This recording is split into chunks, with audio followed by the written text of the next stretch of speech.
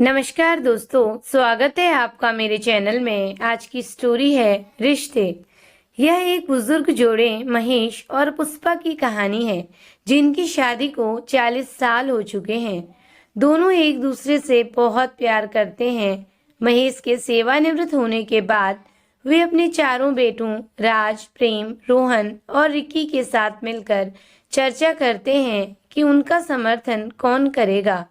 कोई भी बेटा माता पिता दोनों की देखभाल नहीं करना चाहता। सबके पास अपने एक एक बहाने हैं। चारों एक दूसरे के ऊपर जिम्मेदारी डालने की कोशिश में हैं, पर खुद कोई जिम्मेदारी नहीं लेना चाहता। इसीलिए वो लोग कहते हैं कि कुछ सोच कर बताएंगे कि मम्मी पापा किसके साथ रहेंगे। ये सुन महेश दंग रह जाते हैं, क्योंकि जिन चारों बेटों को उन्होंने प्यार से पाला पोसा बड़ा किया, आज हमें साथ रखने के लिए उन्हें सोचना पड़ रहा है। क्योंकि उन्होंने तो सोचा था कि मेरे चारों बच्चे आपस में लड़ने लगेंगे कि पापा मम्मी हमारे साथ रहेंगे, लेकिन ये क्या, यह तो सब उल्टा ही हो रहा था। एक दिन पूरा लेने के बाद बच्चों ने फैसला किया कि माँ 6 महीने राज के साथ और पापा 6 महीने प्रेम के साथ रहेंगे। बाद के 6 महीने रोहित और रिक्की के साथ, जिससे हम सबको आपका प्यार मिलता रहेगा। महेश और पुष्पा आश्चर्य से एक दूसरे की तरफ देखने लगे। असल में दोनों के बीच बहुत प्यार था। दोनों हमेशा साथ रहे थे। उनके बच्चे भी ये बात जानते थे कि वो दोनों एक दूसरे से अलग रहने के लिए कभी नहीं मानेंगे। इसीलिए तो उन लोगों ने ये प्लान किया था। लेकिन बुढ़ापा और बच्चों का साथ, उनका प्यार पाने की लालसा में महेश और पुष्पा अलग अलग रहने को तैयार हो जाते हैं। 40 साल साथ बिताने के बाद आज वो दोनों अलग अलग हो जाते हैं। वे अपने बच्चों द्वारा अलगाव और खराब व्यवहार को सहन करते हैं। महेश को एकमात्र स्नेह अपने पोते से मिलता है।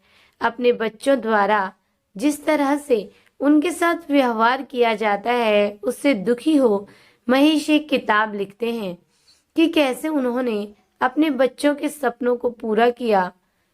वह अपनी पत्नी के लिए अपने प्यार के बारे में भी लिखते हैं और उनके अलग होने के दर्द के बारे में भी लिखते हैं। पुष्पा को भी उसकी बहू ने बहुत प्रताड़ित किया था। दोनों 6 महीने पूरे कर दूसरे बेटों के पास जाने के लिए ट्रेन बदलते हुए मिलते हैं। दोनों एक साथ समय बिताते हैं। तभी उनका सामना विहान से होता है। विहान उनका दत्तक पुत्र है, जिसे सोनम से प्यार हो जाता है।